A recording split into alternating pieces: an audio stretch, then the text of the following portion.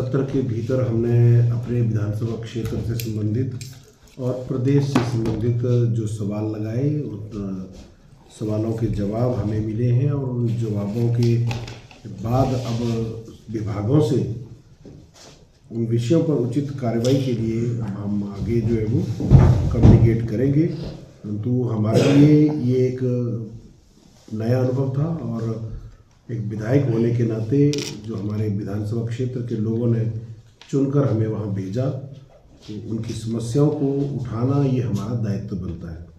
और जो भी काम हम एज ए विधायक करेंगे, हम पहले स्पष्ट तौर पर कह देते हैं कि हम किसी पर कोई एहसान नहीं करेंगे, क्योंकि ये हमारी ड्यूटी बनती है। और जो लोग इस तरह से कहते हैं कि हमने विकास किया, हमने ये करा दिया, तो उन सब लोगों को ये सोचना समझना होगा कि अपने घर के पैसों से किसी ने कुछ नहीं किया है। और वो अगर उन्होंने प्रदेश के लिए या चंबा जिले के लिए या भरमौर के लिए कहीं विकास में कुछ योगदान दिया है तो उनका फर्ज बनता था। लोगों ने उनको उस बात के लिए चुना था, एक बार नहीं बार बार चुना था। बाकी विधानसभा सत्र के दौरान जब हम सत्र में बिजी रहे तो पीछे से कुछ सूचनाएं मुझे मेरे विधानसभा क्षेत्र को लेकर बहुत सारे लोगों ने हमारे साथ साझा की, तो आप लोगों के समक्ष भी मैं साझा करना चाहता हूँ। कुछ गिरोह हमारे भरमौर विधानसभा क्षेत्र में सक्रिय हो गए हैं। एक तबादला गिरोह जो लोगों की बदलियां कराने में व्यस्त है, एक भ्रष्टाचार गिरोह।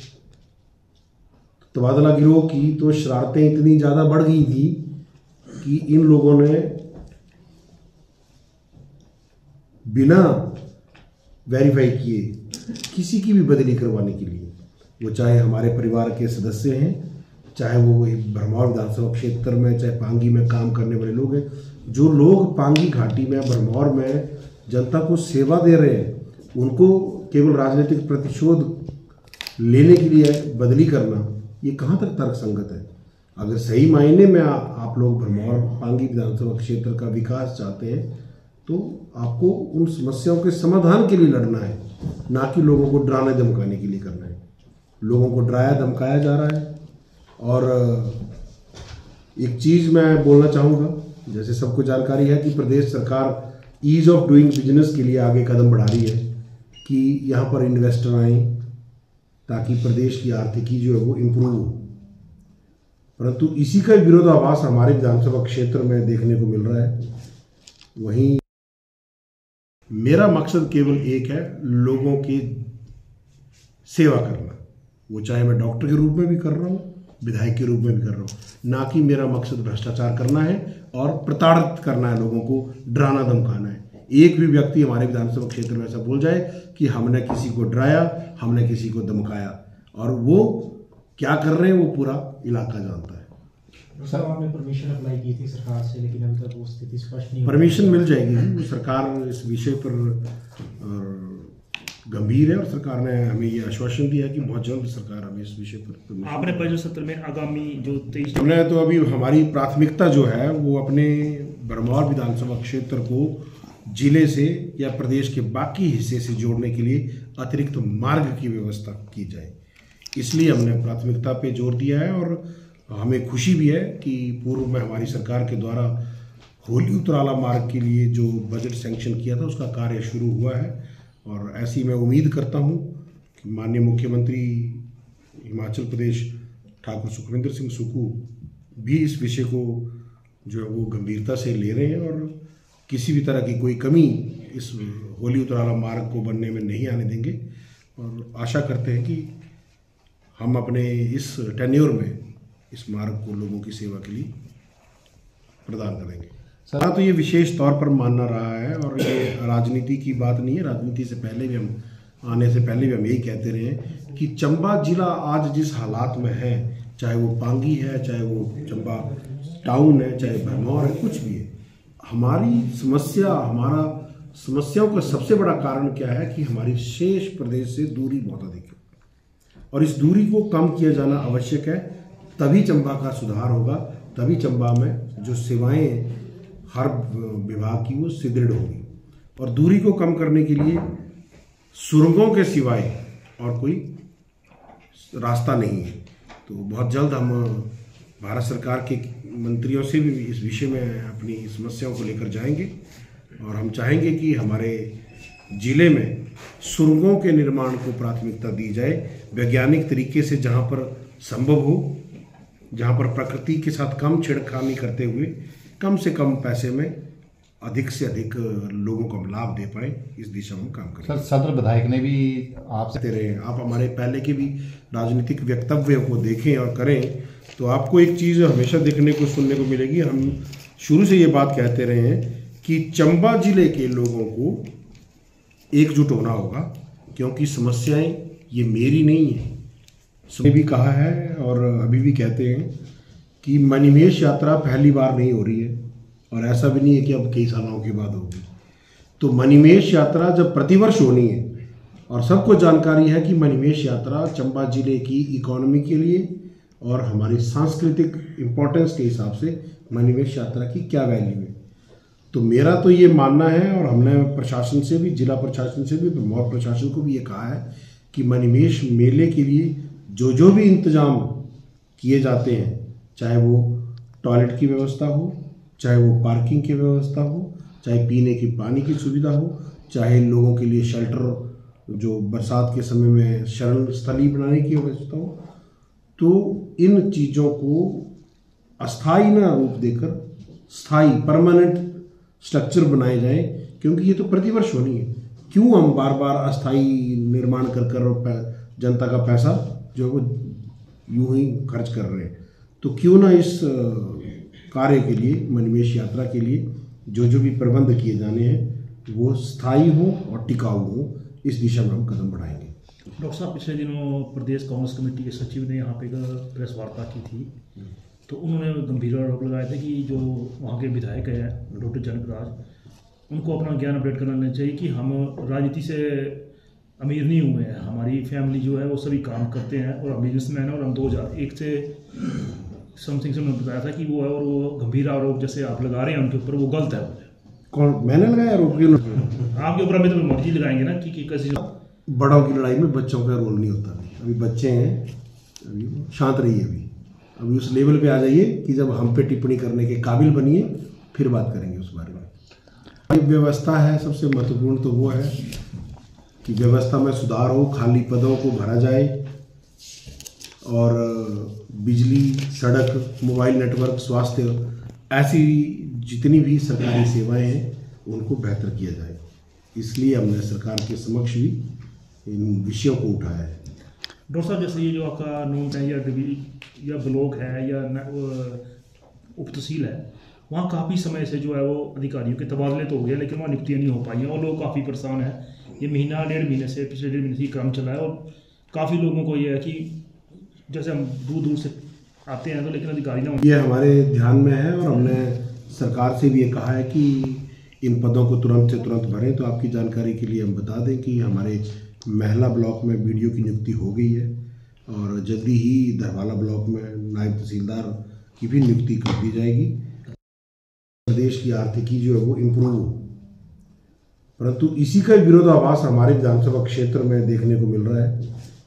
वहीं सत्ताधारी दल के कुछ स्वयं भूप्रकट नेता, मैं किसी का नाम नहीं लेना चाहूँगा, स्वयं भूप्रकट नेता जो अपने आप को नेता मानना शुरू कर दिया, हालांकि अभी बहुत टाइम लगेगा उनको नेता बनने में, तो वो जाकर पावर प्रोजेक्ट्स के या बाकी जो तेने उपक्रम है वहाँ जाकर लोगों को डरा धमका रहे हैं, वहाँ पर तानाशाही जैसा माहौल बना दिया है और इतना लोगों को डरा दिया गया है कि लोग जो है वो भरमौर में जो भी काम कर रहे हैं उनको वो काम को छोड़कर भागने वाले हैं। तो मैं तो ये मांग करता हूँ सरकार से भी और प्रशासन से भी, ऐसे शरारती तत्वों पर लगाम लगाई जाए। पुलिस से भी ऐसे लोगों पर कार्रवाई की मांग करता हूँ कि जो लोग वहाँ पर काम करने वाले लोगों को डरा धमका रहे हैं उनके खिलाफ सख्त से सख्त कार्रवाई की जाए। और जो लोग इस तरह की बातें कर रहे हैं, एक तरफ तो सरकार बोलती है कि इन्वेस्टर को लाओ, और जिन लोगों ने इन्वेस्टमेंट भरमौर में किया हुआ है उनको इतना ज़्यादा प्रताड़ित किया जा रहा है। 10-10 गाड़ियाँ उनके ऑफिस के पास जाके खड़ी कर दे रहे हैं कि इन गाड़ियों को किराए पे रख लो। अरे भाई, गाड़ी को किराए पे रखना है तो उनकी जब ज़रूरत होगी तब वो किराए पे रखेंगे ना। किसी का गलत वाकई क्या वो काम होता है क्या? तो जिस तरीके से वो लोग कर रहे हैं उस तरीके से इन्वेस्टर जो है वो हतोत्साहित हो रहे हैं और वो भरमौर विधानसभा क्षेत्र को छोड़कर बाहर जाने का मन बना रहे हैं। तो ये मैं समझता हूँ निंदनीय है और इस विषय पर हम सरकार से भी और भरमौर प्रशासन से भी और पुलिस को भी हम कार्रवाई करने के लिए जरूर कहेंगे, ताकि इस तरीके की चीज़ ना हो। हमारे भरमौर विधानसभा क्षेत्र के लोग जो हैं वो शांतिप्रिय लोग हैं, भोले भाले लोग हैं और कुछ चंद लोगों ने अपने राजनीतिक लाभ के लिए जो पूरे विधानसभा क्षेत्र में जो है वो माहौल खराब कर लिया है। हम तो कहना चाहते हैं उन लोगों को कि अगर आपको लड़ना है तो हमारे साथ मिलकर भरमौर की समस्याओं के लिए लड़ो। हमसे लड़ने से क्या होगा? कुछ समय पहले लड़े तो थे, उसका तो मिल गया ना परिणाम क्या हुआ। इसलिए लड़ना है तो मिलजुल कर भरमौर की समस्याओं के लिए लड़े। और सबको आप लोगों को जानकारी है कि 1947 हम तो कहना चाहते हैं उन लोगों को कि अगर आपको लड़ना है तो हमारे साथ मिलकर भरमौर की समस्याओं के लिए लड़ो। हमसे लड़ने से क्या होगा? कुछ समय पहले लड़े तो थे, उसका तो मिल गया ना परिणाम क्या हुआ। इसलिए लड़ना है तो मिलजुल कर भरमौर की समस्याओं के लिए लड़े। और सबको आप लोगों को जानकारी है कि 1947 में हमारा देश जब आज़ाद हुआ था, हालांकि संवैधानिक तौर पर तो राजा प्रजा तंत्र और पिता पुत्र तंत्र तभी समाप्त हो गया था, परंतु फिर भी कांग्रेस पार्टी ने पार्टी के भीतर भी और शासन के अंदर भी अपने परिवारवाद को और पिता पुत्र तंत्र को जिंदा रखा, जिसको अब हमारे सम्माननीय प्रधानमंत्री नरेंद्र मोदी जी के नेतृत्व में जब केंद्र में सरकार बनी तो उन्होंने देश के सिस्टम को खोखला करने वाली दो गंभीर वस्तुएं, एक ये परिवारवाद और भ्रष्टाचार, इस पर भारी प्रहार करते हुए इसको लगभग ख़त्म कर दिया है। तो ये मैं पुनः हमारे विधानसभा क्षेत्र के स्वयं भूप्रकट नेताओं को मैं ये कहना चाहता हूँ कि देश में अब पिता पुत्र तंत्र समाप्त हो चुका है, अब लोकतंत्र है। अब लोकतंत्र में जिसको जनता चुनती है वो जनता का प्रतिनिधि होता है। अपने आप में कहीं भी समाधि लगा के बैठ जाना कि भाई मैं नेता हूँ और हम नेता हैं, तो वो बेवकूफ़ी है। लोग मजाक उड़ाते हैं उन बातों को। सर, अब जैसे मणिमहेश यात्रा आ रही है इसी साल सर, तो श्रद्धालु मैं पहले भी कहा है और अभी भी कहते हैं कि मणिमहेश यात्रा पहली बार नहीं हो रही है और ऐसा भी नहीं है कि अब कई सालों के बाद होगी। तो मणिमहेश यात्रा जब प्रतिवर्ष होनी है और सबको जानकारी है कि मणिमहेश यात्रा चंबा जिले की इकोनॉमी के लिए और हमारी सांस्कृतिक इम्पोर्टेंस के हिसाब से मणिमहेश यात्रा की क्या वैल्यू है। तो मेरा तो ये मानना है और हमने प्रशासन से भी, जिला प्रशासन से भी, भरमौर प्रशासन को भी ये कहा है कि मणिमहेश मेले के लिए जो भी इंतजाम किए जाते हैं, चाहे वो टॉयलेट की व्यवस्था हो, चाहे वो पार्किंग की व्यवस्था हो, चाहे पीने की पानी की सुविधा हो, चाहे लोगों के लिए शेल्टर जो बरसात के समय में शरण स्थली बनाने की व्यवस्था हो, तो इन चीज़ों को अस्थाई ना रूप देकर स्थायी परमानेंट स्ट्रक्चर बनाए जाए, क्योंकि ये तो प्रतिवर्ष होनी है। क्यों हम बार बार अस्थाई निर्माण कर जनता का पैसा जो है वो यूं ही खर्च कर रहे हैं? तो क्यों ना इस वो जनता का प्रतिनिधि होता है। अपने आप में कहीं भी समाधि लगा के बैठ जाना कि भाई मैं नेता हूँ और हम नेता हैं, तो वो बेवकूफ़ी है। लोग मजाक उड़ाते हैं उन बातों को। सर, अब जैसे मणिमहेश यात्रा आ रही है इसी साल सर, तो श्रद्धालु मैं पहले भी कहा है और अभी भी कहते हैं कि मणिमहेश यात्रा पहली बार नहीं हो रही है और ऐसा भी नहीं है कि अब कई सालों के बाद होगी।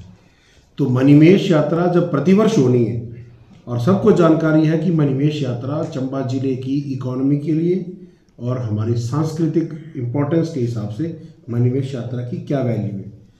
तो मेरा तो ये मानना है और हमने प्रशासन से भी, जिला प्रशासन से भी, भरमौर प्रशासन को भी ये कहा है कि मणिमहेश मेले के लिए जो भी इंतजाम किए जाते हैं, चाहे वो टॉयलेट की व्यवस्था हो, चाहे वो पार्किंग की व्यवस्था हो, चाहे पीने की पानी की सुविधा हो, चाहे लोगों के लिए शेल्टर जो बरसात के समय में शरण स्थली बनाने की व्यवस्था हो, तो इन चीज़ों को अस्थाई ना रूप देकर स्थाई परमानेंट स्ट्रक्चर बनाए जाएं, क्योंकि ये तो प्रतिवर्ष होनी है। क्यों हम बार बार अस्थाई निर्माण कर जनता का पैसा जो है वो यूं ही खर्च कर रहे हैं? तो क्यों ना इस कार्य के लिए, मणिमहेश यात्रा के लिए जो भी प्रबंध किए जाने हैं वो स्थायी हो और टिकाऊ हो, इस दिशा में हम कदम बढ़ाएंगे। डॉक्टर साहब, पिछले दिनों प्रदेश कांग्रेस कमेटी के सचिव ने यहाँ पे एक प्रेस वार्ता की थी, तो उन्होंने गंभीर आरोप लगाए थे कि जो वहाँ के विधायक हैं डॉक्टर जनक राज, उनको अपना ज्ञान अपडेट करना चाहिए कि हम राजनीति से अमीर नहीं हुए हैं, हमारी फैमिली जो है वो सभी काम करते हैं और हम बिजनेसमैन हैं, और हम 2001 से समथिंग से उन्होंने बताया था कि वो है, और वो गंभीर आरोप जैसे आप लगा रहे हैं उनके ऊपर, वो गलत है। कौन, मैंने लगाया आरोप? आपके ऊपर अभी तो मर्जी लगाएंगे ना कि कैसे। बड़ों की लड़ाई में बच्चों का रोल नहीं होता। अभी बच्चे हैं, अभी शांत रहिए, अभी उस लेवल पे आ जाइए कि जब हम पे टिप्पणी करने के काबिल बनिए, फिर बात करेंगे उस बारे में। व्यवस्था है, सबसे महत्वपूर्ण तो वो है कि व्यवस्था में सुधार हो, खाली पदों को भरा जाए और बिजली, सड़क, मोबाइल नेटवर्क, स्वास्थ्य, ऐसी जितनी भी सरकारी सेवाएं हैं उनको बेहतर किया जाए। इसलिए हमने सरकार के समक्ष भी इन विषयों को उठाया है। डॉक्टर साहब, जैसे ये जो आपका नून है या ब्लॉक है या उप तहसील है, वहाँ काफ़ी समय से जो है वो अधिकारियों के तबादले तो हो गए, लेकिन वहाँ नियुक्तियाँ नहीं हो पाई हैं और लोग काफ़ी परेशान हैं। ये महीना 1.5 महीने से, पिछले 1.5 महीने से क्रम चला है और